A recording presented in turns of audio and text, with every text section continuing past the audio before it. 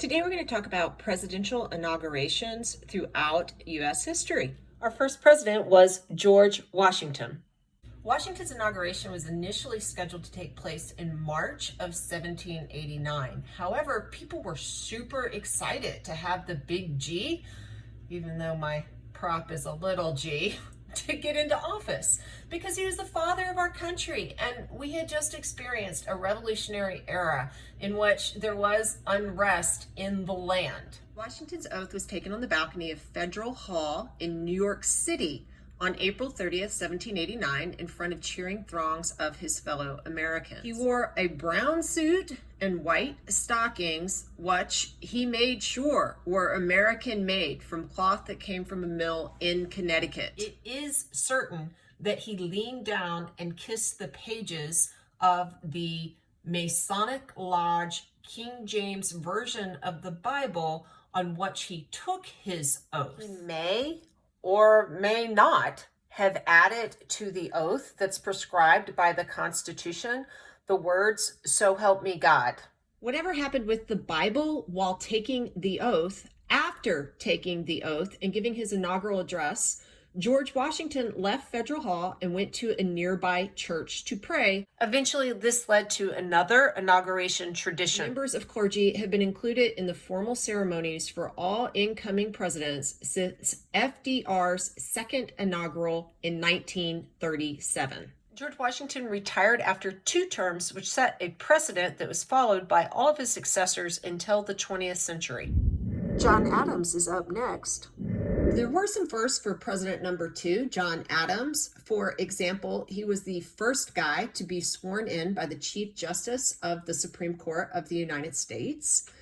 He also was the first president to be inaugurated on March 4th. FDR, incidentally, was the last president to be inaugurated in March and the first president to be inaugurated on January 20th per the 20th Amendment to the Constitution. Next in our line of presidents is going to be Thomas Jefferson, the principal author of the Declaration of Independence. One thing you should understand about this inauguration is it took place after an especially contentious, horrible, uncivil, totally, absolutely whacked out election in which, not George Washington, Jefferson and Adams, who used to be friends, got all with one another. Thomas Jefferson was the first president to be inaugurated in Washington, D.C. He was also the first president to walk instead of ride in a carriage to his inauguration. This was because he wanted to stress the democratic, egalitarian elements of U.S. society. What about John Adams when thinking about this inauguration? Well, he did not attend it. He simply left town in the wee hours of the morning before the ceremony began. That little moment of petty is not what mattered about Thomas Jefferson's inauguration. This is what mattered. John Adams and Thomas Jefferson were worlds apart ideologically. This was not the case when it came to George Washington and John Adams. Even though it's very significant that the American Cincinnatus retired and didn't continue to stay in office forever until his death, as he could have been reelected again and again and again, Washington moved on knowing that John Adams thought a lot like he did.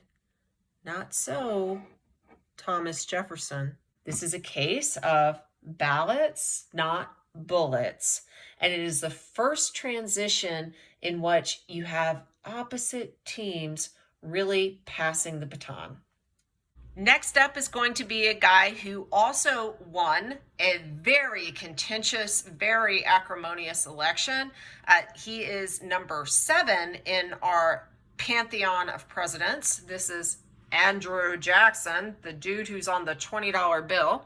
And Andrew Jackson had defeated John Adams' son, John Quincy Adams. Andrew Jackson snubbed John Quincy Adams because he refused to make what was a traditional courtesy call to the guy who was leaving the White House. Why was that? Andrew Jackson's wife, Rachel, actually died of a heart attack shortly after he was elected, and Andrew Jackson blamed his political opponents for making this happen. Not to be outdone, John Quincy Adams did not take the higher ground. He left Washington, D.C. on March 3rd so that he could skip the inauguration, just as his father had skipped Thomas Jefferson's. Whatever he thought about that, Andrew Jackson's inauguration proceeded in traditional ways.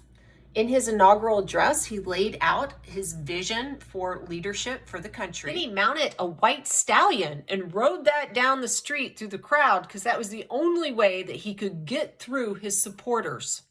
If you're going to understand the supporters of Andrew Jackson, you have to start with the fact that the history of the United States is one of expanding suffrage.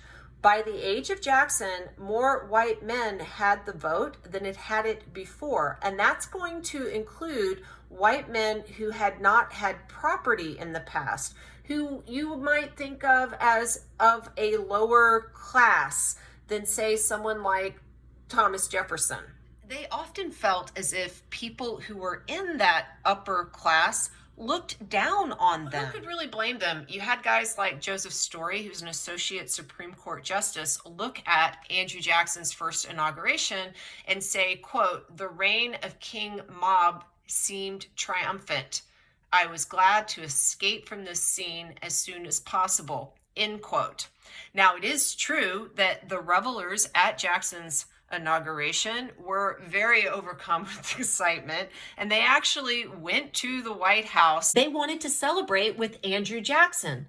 The problem was there were too many of them. They got kind of squeezed in there like a super intense party, and they did things that weren't exactly couth. For example, they put their cigars out on the floor, and they maybe spilled some wine on the upholstery of the couches, and maybe they got some smoke smells into the curtains and spit some tobacco juice where, it wasn't supposed to go.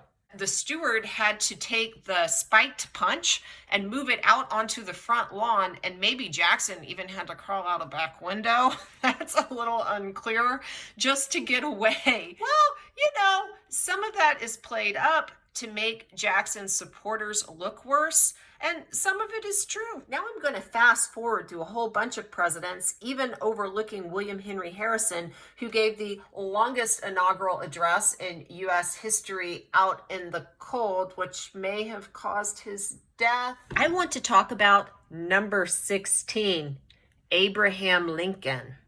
As Lincoln was making his way to D.C. for all of the festivities, there was an extremely credible assassination threat against him.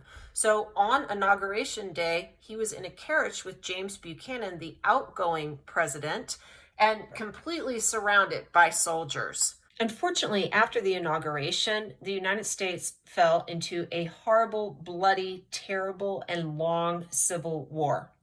Abraham Lincoln was reelected, and at the time of his second inauguration, the atmosphere in DC had changed. People were much happier. It was a much less bleak occasion. The war was coming to a close. So all sorts of people were milling about. In fact, John Wilkes Booth was in the crowd, which is ironic. There's at least one comedic element to this second inauguration. Andrew Johnson, who swore in as Abraham Lincoln's vice president, was unfortunately on this day drunk as a skunk.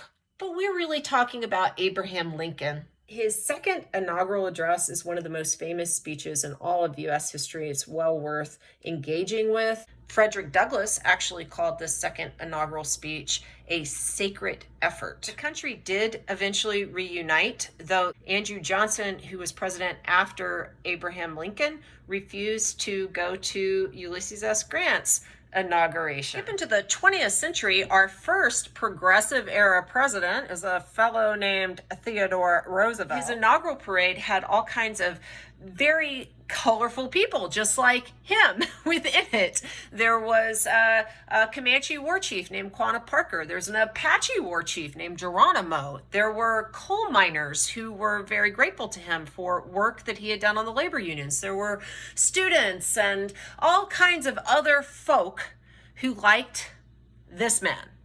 Oops. The last progressive era president was a guy named Woodrow Wilson, and his inauguration is worthy of note here because of a protest that preceded the event. On March 3rd, there was a protest parade by thousands of suffragettes that was led by Inez Milholland. She was a lawyer, which was not typical in this time period for a woman. She did ride a horse like Andrew Jackson. She was all bedecked in white, which has become a symbol for suffragettes and women's rights. The women who followed her, and again, there were thousands of them, were spat upon by the crowd. Some of them were injured. They didn't have a permit, but that doesn't really give license to the people who treated them in a violent way.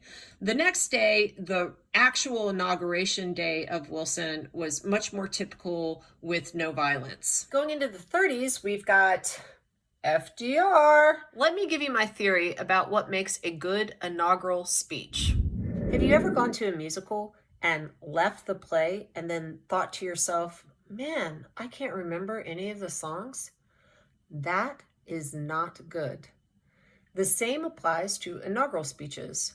If you've ever heard one and you leave and you can't remember any of the lines, not good. FDR, however, has for his first inaugural, the only thing we have to fear is fear itself. John Fitzgerald Kennedy. Ask not what your country can do for you. Ask what you can do for your country. Let's talk about controversies. The first major counter-inaugural was held in 1969 in Nixon's first inauguration. This was when horse manure was thrown at Vice President-elect Spiro Agnew and his guest. Rocks, tomatoes, and smoke bombs were thrown directly at Nixon's motorcade, and more than 80 people were arrested on the day, with 12 injured, including one police officer. Passions calmed a little bit after the Nixon era, but by the 21st century, you had big protest again. For example, when George W. Bush was inaugurated in 2001, people in the crowds had to be dispersed into small sections because of security, and they held signs that said things like, "Hail to the thief, Bush cheated, select it, not elect it," etc. During Calmer's second inauguration, President Bush and First Lady Laura Bush were able to walk part of their inauguration route. Then in 2009, there was the historic swearing in of the first African-American president. That was the most attended inauguration in U.S. history, and Barack Obama remains the only U.S. president thus far who has been born after 1960. Donald Trump's inauguration took place after another contentious election. 217 plus protesters were arrested after a violent burst of civil disorder close to Pennsylvania Avenue. According to Reuters, protest groups chanted, "Trump is not president." Over 28,000 police officers were present at this event. 6 officers were injured in D.C., and D.C. Mayor Muriel Bowser, along with other Democrats, condemned and apologized for the violence. We can fast forward almost 4 years to January 6, 2021, when there was a large protest in the Capitol over the results of the 2020 election. Unfortunately, a faction of Trump supporters then stormed the Capitol building, and this resulted in the deaths of 5 Americans, including 1 police officer and a rioter who was shot within the Capitol building itself. More than 125 people were arrested for that event by mid-January, and by the time the Biden inauguration rolled around, it was a fairly militarized event. Some unique elements of the Biden inauguration include the fact that many masks were worn per the COVID-19 pandemic. There was no public gathering, really, for the ceremony. It had the largest security perimeter ever established around the Capitol. There was a virtual parade and other virtual events per 21st century technology. The first woman was sworn in as vice president, and the first member of the silent generation was sworn in as president. Joe Biden is the oldest American ever to take this office. Atticus counted all my figurines and noticed that I missed a lot of inaugurations. But you know what? At the end of the day, Atticus thinks the guy in charge should probably be Cal.